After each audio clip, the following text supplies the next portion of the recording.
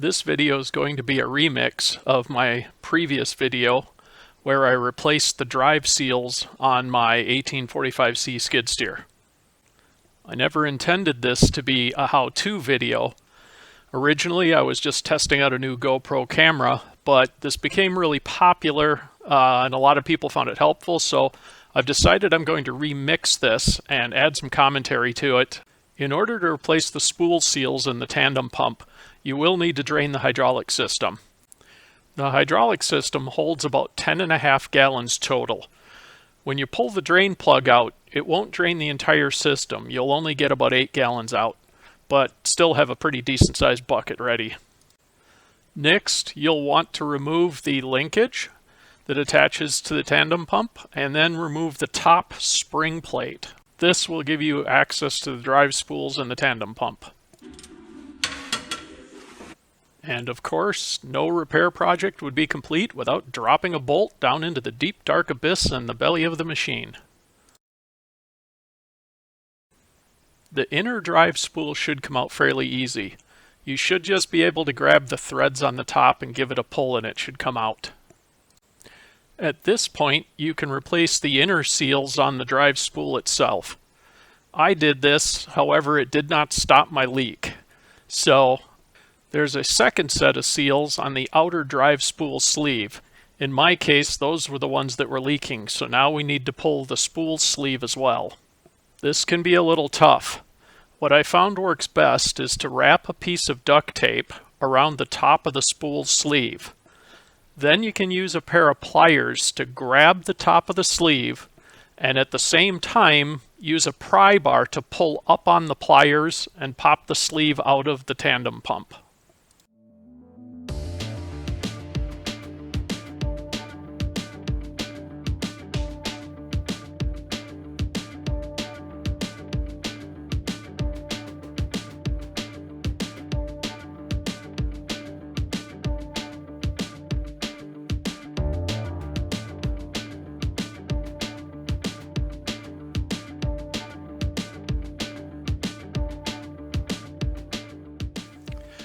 I've included part numbers for both of the inner and both of the outer drive spool seals in the description down below. Now remove the old seals. There should be one rubber O-ring seal and one plastic backup ring.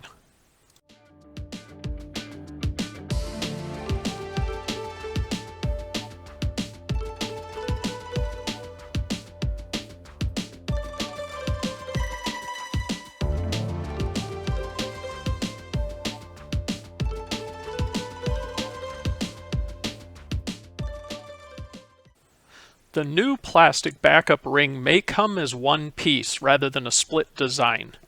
So what you'll need to do is take a razor blade and split it. You don't just want to cut this ring vertically. What you want to do is cut it at about a 60 to 70 degree angle so that once it's cut, the edges of the ring have a large surface area to overlap with each other. The easiest way to do this is to slip the new seal on the end of the spool and then use a brand new razor blade to cut it while it's on the spool.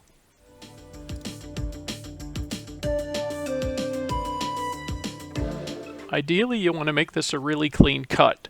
So once you think you've cut through the seal completely, rock the razor blade back and forth a couple of times to make sure you've cleanly cut all the way through.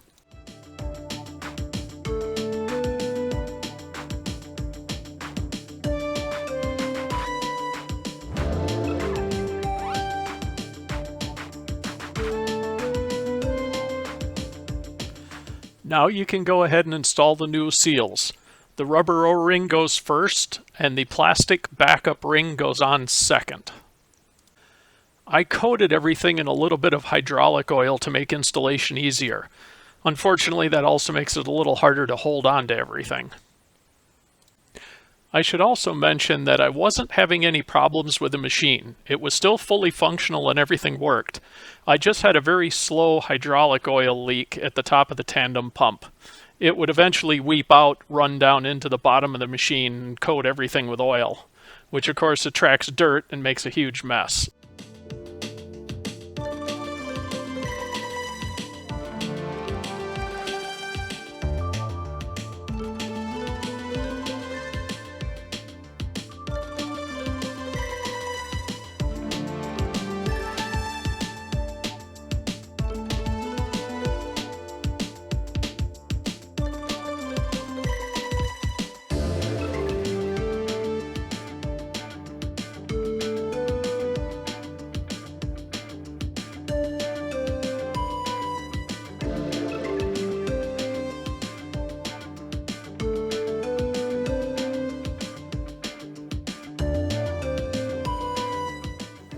Now we're ready to reassemble everything.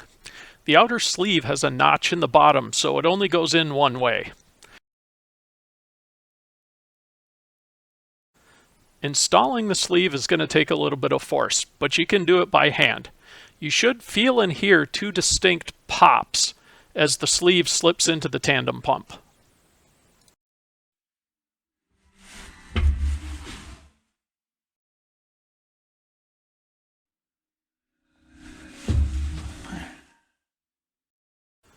Next, install the inner spool. It should go in with one pop. Then, install the spring plate.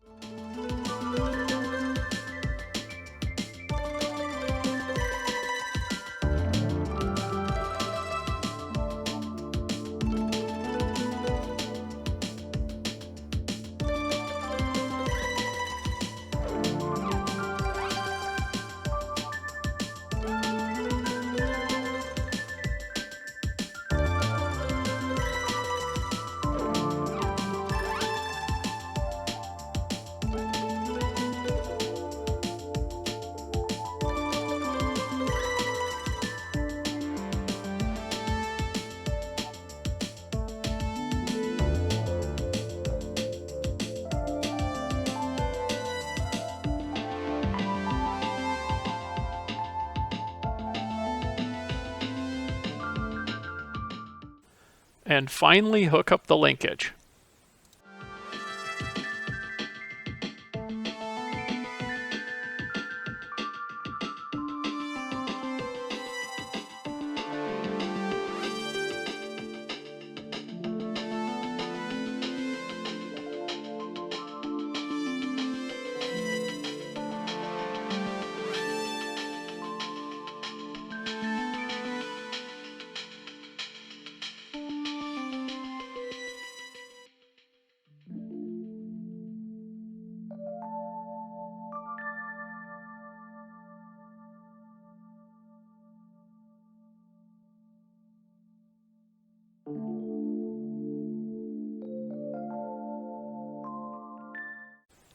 Once you're done, you'll want to make sure that the controls still move freely, and when you let go of them, they self-center.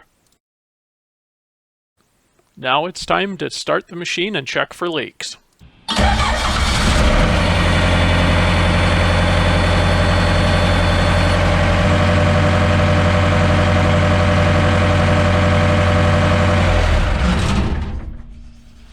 I'd call that a success.